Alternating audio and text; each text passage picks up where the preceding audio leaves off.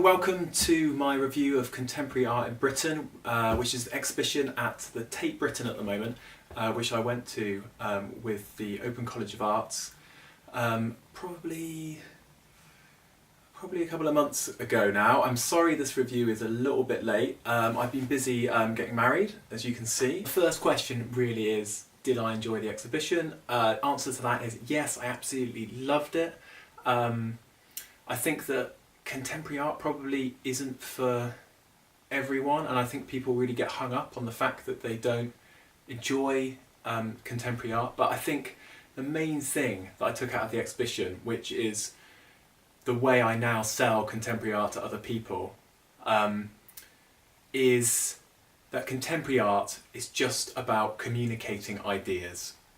So within art you have aesthetics, things that are visually beautiful, you have ideas, and there's an interplay between those. Contemporary art is just a huge focus on the ideas, and I think once you start thinking about that and it starts becoming natural that it might not be aesthetically beautiful in a traditional way, i.e. a landscape, it's quite a freeing thought, and you start to look at contemporary art in a very different way. The next thing that really struck me about the exhibition was the just sheer broad range of the artwork which was on show.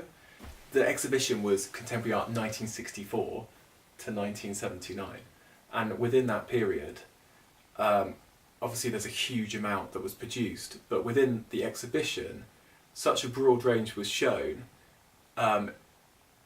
It was just so overwhelming. I think there were only probably about 5, 6 rooms, and within that the range was massive. I love that about it because it made me think and maybe understand just the sheer range of possibilities that are out there.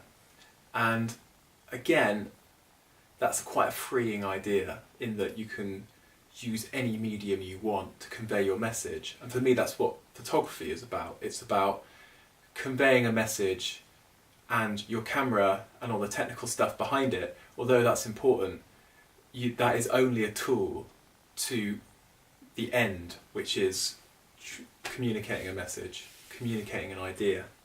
I wanted to touch a little bit on the idea that contemporary art is something that you have to get, inverted commas. I think people have different ways of viewing art, and some people have a very wide focus, like myself. I'm interested in all different forms of artwork. When I'm doing photography, I found that I am increasingly focusing on certain genres or certain ways of communicating my message, and that's only personal preference, and it's only because that's how I like to communicate. I don't think there's anything wrong with having a really narrow focus in terms of what you like. You just got to know yourself, and I think that once you've made those judgments, I think it's great to be open-minded, to try different things, but don't be hard on yourself because it's not for you. So I found like one of the really jarring things about the exhibition was that the whole point of this movement in art was that it's anti-establishment, it's kicking against the grain, and having all these pieces which are anti-establishment in an institution is kind of strange and problematic in many ways. I think it was also quite interesting how a lot of the pieces of art are out of context, in terms of they're out of context in time. So if they're produced between, say, 1964 and 1979, it's then really weird seeing them in 2016 when some of the issues have changed, some of your perceptions have changed, the way in which you view the art has changed. So I think what I'm saying in this is it can never be reconstructed exactly how it was then. Things have changed, things have moved on. But what it was a very interesting look back, and also that viewing of your perception and thinking about how it might be different to someone looking at the piece of art in 1967, for example. That was interesting to me. One of the ways in which the anti-establishment bit I think was really interesting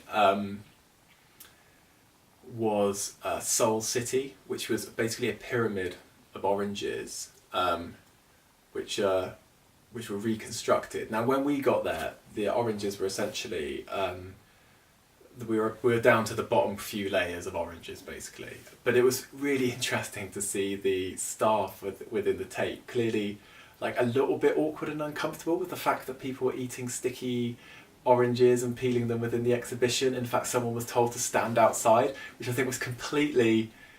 Obviously, the whole point of it is that you eat the oranges, but I can understand, if you're a member of staff working at the Tate, why it's a little bit problematic to be peeling a really juicy orange and have the thought of bits of it squirting out over the artworks.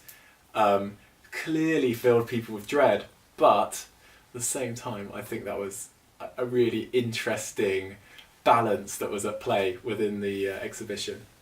Now, I've talked about how the perception of the artwork has changed from someone viewing it in, say, 1967 to viewing it now. I think a really good example of that within the exhibition was Victor Bergen's Possession. So I recommend you kind of look it up and get it on your screen now. But it's interesting because it's a photo in which a man and a woman are in an embrace, and then underneath there's some text which says, what does possession mean to you? And then underneath that it says 7% of the population own 84% of the wealth. Now, obviously the stats have changed since then. Things have got a lot less equal, but I'm just really interested in this piece particularly, because I'm wondering how, as someone viewing the image in 2016, for example, after having read the tagline, the top of the piece saying possession, I was thinking it might be something more about gender politics than actually about wealth inequality. And I think that's an interesting thing, because obviously our perception and the way we frame a photo has changed since back in the day. So that was very interesting, and I thought that was a great piece of art as well. I love the use of kind of text with photography to make a political point. Another piece I want to talk about, which really captured me, and I'm not going to talk about all the pieces in the exhibition, there were loads that I was writing down and will definitely return to later, but I just wanted to touch on kind of three. Was Stephen Willett's Living with Practical Realities. And I love this piece so much, partially because I'm a market researcher as well, so social research is something that I'm really interested in. And this piece for me was a combination of visually communicating a message and a story. So do look up the image. It's on the Tate collection, which is the best archive of artwork you could ever find. So that's just a brilliant reference source. But it's an elderly lady living in a council block, and it's got photos of her going about her daily life, and it's also annotated with kind of questions, and it's just such a thought-provoking piece. And I think I could have spent a good 20 minutes, half an hour just looking at that piece alone. As it was, I only probably had about 5 minutes looking at it, because there was so much to see and there were so many ideas. But I really love that piece, and that's definitely one I've returned to, and it's definitely one I'm influenced by. But again, it goes back to what I was saying before, which was the breadth of ideas on show at the exhibition really made you feel and made you realise that anything is really possible within art. And as long as you're communicating the message is key, and the idea is key. And that's what I loved about the exhibition.